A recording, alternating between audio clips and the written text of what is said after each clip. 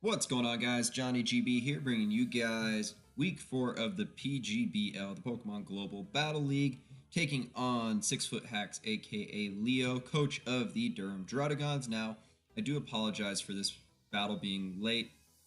Well, the upload being late, just been sick, Wi-Fi issues. Hasn't been a fun time, but it was a very good battle. I will have parts where I will have to fast forward in a sense. Leo may have explained that in his video as well. We're going to get right into this. You guys see the teams there on the layout. And it was a team I actually felt very confident in dealing with a lot of Leo's offensive threats, stuff like Speed Pass, Scolipede. You also have other Pokemon such as Zygarde, which can be a setup sweeper as well. So there are some issues that I do have to work around. So leading off with a Choice Scarf Landorus kind of was just my safest play on my part. Is I can just click U-turn versus anything on his team and go out into possibly a better switch in for Leo's team. So him leading off the Vaporeon gives me a pretty free chance to go into either my Milotic or my Roserade. I go to my Milotic pretty much just to see, one, if he can burn me. That way I can hide my Flame Orb. And here my burn does activate. So he's not sure if it's from the Flame Orb or it is from the Vaporeon Scald. And now I could have prevented, now I can pretty much have an advantage onto anything that wants to switch into this Milotic. Now, I do have Toxic, Haze, Scald, and is it Toxic, Haze, Scald? Already blanking on the last move. But Haze is there for Scolipede and for Zygarde, both which like to set up. As here he's going to show the Baton Pass, so I figured that this thing's probably a Wish Baton Pass Scald. As he goes out to Serena, I do have switch-ins for Serena. I have Crobat, Metagross, I have Roserade, so I'm not too worried about the Serena. I do have options for this Serena, so there's nothing really too problematic for me regarding Serena. Here's I go out to my Roserade. I threaten out his Serena, as he does make the prediction and go for the Zen Headbutt. So very good prep there, as Zen Headbutt does hit my Crobat, it does hit my Roserade, so now I will have to go out to my Metagross to deal with this Serena, which is unfortunate because I wanted to keep it for potentially Klefki or potentially Zygarde, as I am a Shuckaberry Metagross. So here I just go out to the Metagross, figuring he's probably just going to go for another Zen Headbutt. Does that perfectly fine. So now this gives me a decent chance to get my Stealth Rocks up. I'm not too sure on the exact removal he has on the team. He could be either Rapid Spin Serena, he could have been Defog Klefki. So I wanted to make sure I got my Stealth Rocks up, as he does show Aromatherapy. So now I see two different moves there, so I'm not too sure if this Serena actually has Rapid Spin on it. So I feel like I can get my Stealth Rocks up pretty safely here, as I went for the Thunder Punch, really expecting him to go out into his Vaporeon. Unfortunately, that was not the case, as Vaporeon came in pretty freely, in my opinion, as he's going to show off the Power Whip. So 3 of the moves are now shown on Serena, and kind of just has me a little confused if he's trying to sack this thing off, go out into Zygarde. I just get my Stealth Rocks up, which I should have done from turn 1. But just kind of got a little greedy, tried going for a play, and ultimately it just didn't work out for me. So here I keep thinking he's going to switch in. He's going to go for the Zen Headbutt again. Pretty much predicting either my Crobat or my Roserade to come in. I just go for the Ice Punch. Just want to get rid of it. Let's get a kill. See how much this does. See this Serena's moveset, as does about 50% to the Serena. And now the Rocky Helmet damage is putting it to where Zygarde 1,000 arrows means the Shuckleberry means nothing to the 1,000 arrows. I just withdraw and I go out to Roserade. Now this is mostly to see if he has Synthesis. I figured at one point he's going to have to heal, and there shows his final move of his moveset, which is the Synthesis. So now I can threaten this Serena out with Sludge Bomb. I am Modest Nature, with enough speed to outspeed a couple slower things on his team. The way the Roserade was built was I can run Modest because I don't outspeed Scolipede, I don't outspeed Zygarde, and I don't outspeed Sneasel. So I can afford to run Bulky with max special attack. And I just go for the Sludge Bomb here, which will end up taking out the Serena. So that was a Modest max special attack Sludge Bomb, which I managed to hide my set very well from him. He was a little confused on why that killed. But having that Modest max special attack helps out because Serena's now gone, and HP Fire does a lot of damage to Klefki. Here comes the Sneasel now. I could just play a knockoff prediction game, but there's no reason for me to risk Icicle Crash potentially on my Roserade and then lose my Roserade. So I just go out to my Milotic, safest play for me to make, as he does end up going for the knockoff, getting rid of my Flame Orb. So it's fine by me. I'm already burned. I know I can take an Icicle Crash. I know I can take something from Zygarde, but my best play here is to actually just recover, gain some HP back, as he goes out to Child's Play, which is the Klefki. So I'm figuring this Klefki probably has Spikes, maybe Thunder Wave, but my Landorus comes in pretty freely actually on this Klefki. Now I figured he would have Thunder Wave, seeing as I have the Mega Gallade and Crobat. So my Landorus is a switch in 10 out of 10 times to this thing. And as soon as I switch out into my Landorus, he's going to actually show off Trickaroo, which gives me a Choice Band, which I'm thoroughly enjoying. Yes, I had Choice Scarf for potentially Sneasel, but Ice Shard obliterates me anyway. I also had it for the Scolipede. But having a Choice Band, honestly, is perfect for me, because now I can just go in, click Earthquake for the rest of the game. I got rid of Serena, so his ground resist is gone. He's going to go for the Switcheroo again, give me the Choice Scarf back. I figured that he probably doesn't want to deal with a Choice Banded Landorus, and you can save the Switcheroo, because a Choice Banded Earthquake would have actually KO'd this Klefki. And why that's actually important is because he manages to get a Toxic off on me. If I had kept the Choice Band, this Klefki dies, and now I no longer am Toxic, which means I can deal with Zygarde a little bit easier. But unfortunately for me, instead of switching out to Metagross, which can deal with Klefki very well, just as well as Landorus, I stayed in, just go for the Earthquake. So right now I'm up 6-4. Yes, I have a Poison Landorus, but you know what? I think I'm actually pretty fine there. I have Milotic still alive for the Zygarde. I have Roserade still alive for the Vaporeon.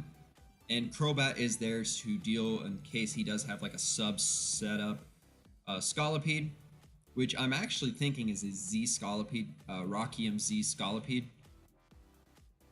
So he goes out to his Vaporeon here. Now, if I had the Choice Band, I 2-hit KO this thing, and I'm not worried.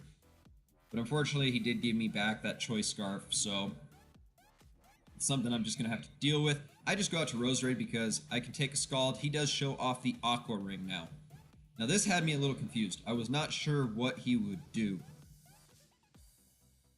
So here I just fire off a Leech Seed, simply because if he does want a Baton Pass, the Leech Seed sticks with him. If he stays in, now I'm going to be getting recovery here.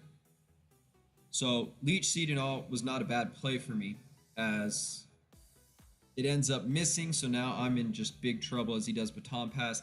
And this is what surprised me. He Baton Passes into Zygarde, and I had no idea Aqua Ring actually passes on to Zygarde. And because my Roserade has HP Fire, the only thing I can hit this thing with is Giga Drain, which does not do much to the Zygarde. Had I had HP Ice, I could have stayed in with Technician boosted, would have done a lot of damage to the Zygarde. But instead, I'm forced out into my Milotic, in which you're going to see these next 20 or so turns are going to take forever. And I'm honestly probably just going to cut this part, and we're just going to fast forward. I'll leave there time for you guys to fast forward to for the end of this battle, because there's a good 20 to 30 turns in which this stall war actually ends out. And unfortunately, I will be skipping over some of the kills that will be happening there, but this section of the battle is just a part that takes pretty much till the end of the game for it to actually finally happen. It's a just Dragon Dance, Haze, Toxic, Scald. And the interesting thing that Leo did that actually worked out phenomenally was bringing a Spite Zygarde to take on this Milotic. Had he not brung Spite, he probably ends up losing the 1v1, as I can just sit there spam Haze as he uses up all his substitutes, uses up all his Dragon Dance, or all his 1,000 arrows. So it would have possibly even been a longer battle than it actually was due to the Spite. Now, I mean, I could have ended up timer stalling or something like that, but I mean, it's not really my forte to go in and just time stall. Even though I'm up 6-4, it was more of just playing out of my opponent's respect. Didn't want to waste his time, didn't want to waste my time over a win. So here, just going to show off the Haze, so I know 1,000 arrows won't kill. But from here, I am just going to fast forward, cut off about 20-30 minutes of this video, because I don't want this battle being a 45-minute time stall, Haze, Spite stall video. So I'll be right back with the conclusion of this battle and a little post-game recap.